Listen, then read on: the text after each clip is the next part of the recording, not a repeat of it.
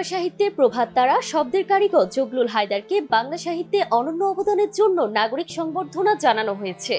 ছড়ার দেশে ভক্তের ভালোবাসার ছড়ার জাদুকর কিংবা ছড়া সম্রাট নামে পরিচিত সকলের প্রিয় ছড়াকার জগলুল হায়দার। শনিবার বাংলা একাডেমির কবি শামসুর রহমান মিলনায়তনে আয়োজিত এ মহতী আসরে জড়ো হয়েছিলেন দেশের প্রথিযশা কবি, সাহিত্যিক ও সংস্কৃতি সেবীরা। বিশ্বজোড়া পাঠশালা মোড়, সবার আমি টিচার, আমার কাছে শিখবে সবাই হিউম্যানিটির বিচার।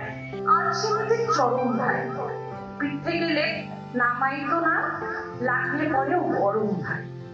ধরতো না সে মাথায় ছাতা, ঝমঝম ঝম বৃষ্টিতেও, চলতি পথে আলসে গাড়ি, তাকাইল তার দৃষ্টিতেও। বুক চিতিয়ে চাইলে তুমি নতুন নজির করলে, শির উঁচিয়ে দুহাত মেলে যেই না জেগে উঠলে, ভয়ঙ্করের বুলেট বুকে পলাশ হয়ে ফুটলে। গভীর আবেগঘন পরিবেশে অনুষ্ঠানের প্রধান অতিথি ছিলেন বাংলা একাডেমির সভাপতি ও রাষ্ট্রচিন্তক অধ্যাপক আবুল কাশেম ফজলুল হক।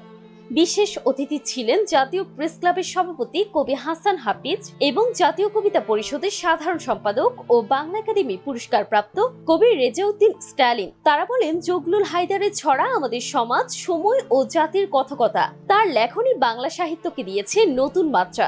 এছাড়া অনুষ্ঠানে শিশু সাহিত্যিক ফারুক হোসেন, কবি জাকির, আবু জাফর সহ আরো অনেক গুণীজন উপস্থিত ছিলেন। বক্তারা উল্লেখ করেন, জগলুল হায়দার শুধু একজন ছড়াকার নন, তিনি একজন মননশীল সাহিত্যিক, যার ছড়ায় রয়েছে সমাজ চেতনা, দেশপ্রেম এবং মানবিকতার মর্মস্পর্শী আবেদন। সংবর্ধনা মঞ্চে ফুলের শুভেচ্ছা ও সম্মাননা পত্রে সিক্ত হন প্রখ্যাত এই ছড়া সাহিত্যিক।